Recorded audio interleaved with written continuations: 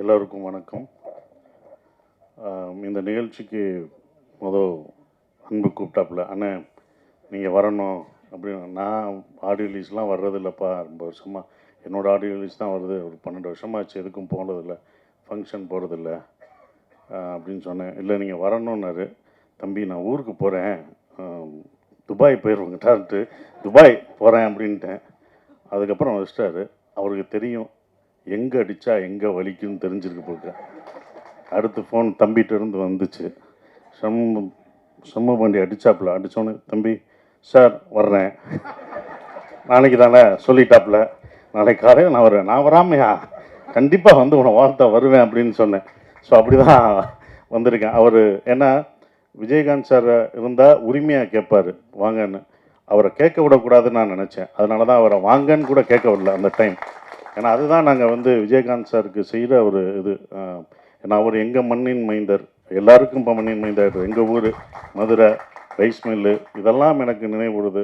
அவரை வச்சு படம் எடுக்கணும்னா நாங்கள் நினச்சோம். கதையெல்லாம் சொல்ல போனப்போ அது நடைபெறலை. ஆனால் அவர் பையனை வச்சு எடுக்கணும்னு எனக்கு ஒன்று வந்தது. அது ரொம்ப சந்தோஷமாக இருந்தது. குற்றப்பரம்பரை அதை வந்து ஹாட் ஸ்டாருக்கு நான் எடுக்கணும்னு போகும்போது அந்த ஒரு கேரக்டர் இருந்துச்சு. வையத்துறைன்ற ஒரு கேரக்டருக்கு வந்து கருப்பான ஒருத்தர் வேணுமே. இங்கே என்னடா கருப்பான ஊரில் என்னடா நம்ம தான் கருப்படிச்சுட்டு எல்லா படத்துலையும் நடிச்சிட்ருக்கோம், ஒரு ஆள் வேணுமே அப்படின்னு யோசிச்சுட்டே இருக்கும்போது தான் நான் வந்து அதுக்கு முன்னாடி மதுரை வீரன் பார்த்துருந்தேன். அப்போ கொஞ்சம் குண்டா இதாக இருந்தார்.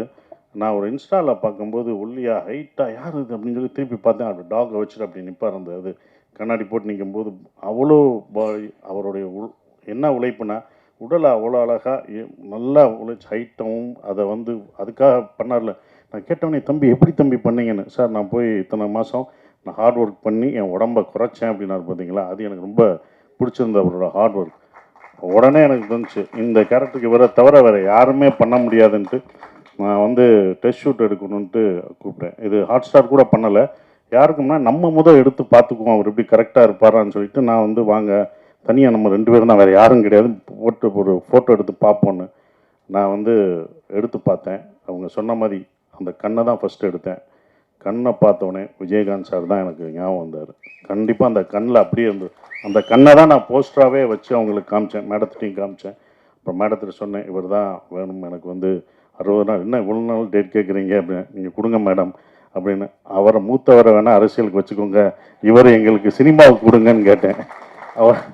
அவங்க எந்த இதுவும் இல்லை, அவ்வளோ பணிவாக 2 பேரும். அவங்க வீட்டுக்கு போனாலும் என்ன சொல்கிறாங்க, அவங்க வந்து அவ்வளோ பணிவாக 2 பேரும் அவ்வளோ இதாக இருந்தாங்க. அவங்கள பார்த்து அடுத்த ஜென்ரேஷன் கற்றுக்கணும், அந்த எப்படி ரெஸ்பெக்டாக எப்படி இருக்காங்கன்றது கற்றுக்கணும். அப்புறம் மேடம் வந்து ஓகேன்னு சொன்ன பிறகு நாங்கள் வந்து அந்த படத்துக்கு இது பண்ணோம். ஒரு டெஸ்ட் ஷூட் எடுத்தோம். அவரை வச்சு இவங்களாம் நான் தான் 4 நாள் ஃபஸ்ட்டு நான் தான் படுத்தேன். அன்பு நான் தான் எடுத்தேன். 4 நாள் வச்சு நாங்கள் எடுத்தோம். அவர் கஷ்டப்படுத்தணும், அது வேறு விஷயம். அது ஒரு ட்ரெய்லர் ஷூட்டு, ஒரு ட்ரெய்லர் ஷாட்டு ஆந்திராவில் எடுத்தோம், தலக்கோணத்தில்.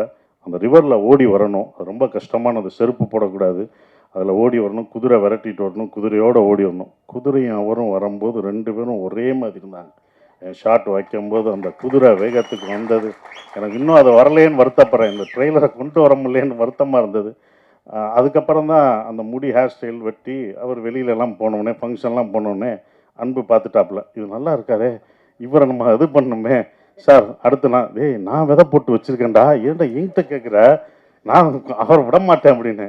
நான் தரவே மாட்டேன், நான் எவ்வளோ இது வச்சுருக்கேன் அந்த படத்துக்கு, அந்த கேரக்டருக்கு நான் முடி வச்சுருக்கேன். இல்லை சார் முடியை நாங்கள் குறைச்சிக்கிறோம் சார். முடியாதுன்னு சொன்னேன். சரி, நான் அங்கிட்டு பார்த்தா இவர் வர்றாரு, சார் முடி நல்லா இருக்குது சார். அது நான் எடுத்து வச்சுருக்கேன்ப்பா. என்னப்பா நான் பண்ணி வச்சாலும் நீங்கள் கேட்குறேன்னாரு. ஆனால் அது பண்ண முடியல. ஆனால் சந்தோஷமாக இருந்தது. சரி அன்பு, நீ 10 நாள் எடுத்துக்கோ அப்படின்னு சொல்லி நாங்கள் டேட்டு இது பண்ணிக்கிட்டு இருந்தோம். ஒரு விஷயந்தான் சொல்லணும், அவர் படம் ரிலீஸ் ஆகலை, ஆனால் இத்தனை பேர் இருக்கோம் பார்த்தீங்களா, இதுதான் உங்களோட வெற்றி. படம் வர்றதுக்கு முன்னாடி ஒரு வெற்றி வந்து எந்த நடிகருக்கு கொண்டா, ஒரு படம் வந்து அடுத்த படம் தான் வரும். இந்த இத்தனை பேர் உங்களை அடுத்து வச்சு படம் பண்ணுறாங்களே, இதுதான் உங்களோட வெற்றியாக பார்க்குறேன். ரொம்ப டெடிக்கேட்டிவானது. ஆனால் நாங்களாம் பார்த்துருக்கோம், சும்மா யாரும் சொல்லலை. உண்மையிலே அந்த டெடிக்கேஷன் அவருக்கு அவ்வளோ இருந்தது. ஏன்னா விஜயகாந்த் சாரை பார்த்தா எங்களுக்கெல்லாம் இன்ஸ்பிரேஷன். நாங்களாம் அவரோட ஒர்க் பண்ணல, அவரோட பயணிக்கிற எங்களுக்கெல்லாம் இல்லை. ஆனால் அவர் கேள்விப்பட்டிருக்கோம். நாங்கள் வந்து டைரக்ஷனாக வரும்போது, நான் கம்பெனி ப்ரொடக்ஷன் ஆரம்பிக்கும்போது எல்லாம் ஒன்று சொல்லும்போது விஜயகாந்த் சார் ஆஃபீஸ்க்கு போனால் எப்போ வேணாலும் சாப்பாடு கிடைக்கும், எப்போ வேணாலும் எல்லாருக்கும் ஒரே மாதிரி சாப்பாடு தான் கிடைக்கும் அப்படின்னாங்க. அப்போ நான் என் கம்பெனியில் சொன்னேன், சார் ஆஃபீஸில் எப்படி இருந்தாலும் இத்தனை வருஷத்துக்கு அப்புறம் இந்த ஜென்ரேஷனுக்கும் அடுத்த ஜென்ரேஷனுக்கும் அவர் சாப்பாடு போட்டது இன்னும் வந்துட்டுருக்கு பார்த்தீங்களா, அது தொடருதுன்னா பாருங்கள் எவ்வளோ இதாக இருக்குது. இதை நம்ம பண்ணணும்னு சொல்லி அவர் எனக்கு இன்ஸ்பிரேஷனாக அந்த இதில் இருந்தார்.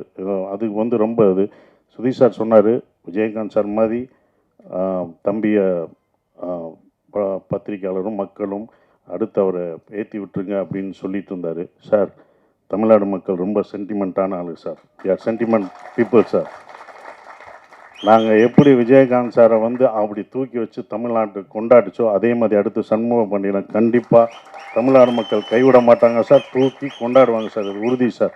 பெரிய இடத்துக்கு போவார். ஏன்னா இந்த மாதிரி ஒரு ஹைட்டில் இந்த மாதிரி ஒரு கருப்பான ஒரு ஹீரோ கிடையாது சார். நாங்கள் கருப்பாக இல்லை சார், அந்த மாதிரி கிடையாது. அவர் வந்தது எங்களுக்கு வந்து ரொம்ப சந்தோஷம் சார், அதுதான் எடுத்துகிட்ருக்கோம். ரொம்ப சந்தோஷமாக இருக்குது. என்னால் வந்து அவரை வச்சு படம் லேட்டாகுது, தாமதம். கண்டிப்பாக அந்த குற்றப்பரம்பரை எடுக்கும்போது அந்த கேரக்டருக்கு அவர் தான் வருவார், அவரை வச்சு தான் நான் இருப்பேன், வேறு யாருமே அது கிடையாது. நாங்கள் வச்ச விதை வளர்ந்துருக்கு. இத்தனை பேர் நாங்கள் அந்த அவரால் பயன்படுத்தி அதை அறுவடை பண்ணுறோம். இந்த படம் கண்டிப்பாக படைத்தலைவன் பெரிய வெற்றி அடையும். அது அன்புக்கும் ப்ரொடியூசர் எல்லாருக்கும் என்னுடைய வாழ்த்துக்கள்.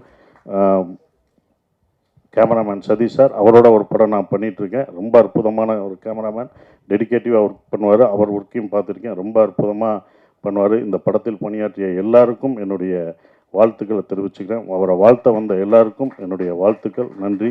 இந்த படம் வெற்றி விழாவில் சந்திப்போம். நன்றி மேடம், ரொம்ப நன்றி மேடம். பையனை எங்களுக்கு கொடுத்ததுக்கு அவங்களுக்கு தான் நன்றி சொல்லணும். அவ்வளோ அழகாக அவங்கள வளர்த்துருக்காங்க, அவ்வளோ டிசிப்ளின் பண்ணியிருக்காங்க. அது கண்டிப்பாக ஜெயிப்பார் மேடம். மக்களோட மனசு தான் ஜெயிப்பார், வெற்றி பெறுவார் மேடம். நன்றி.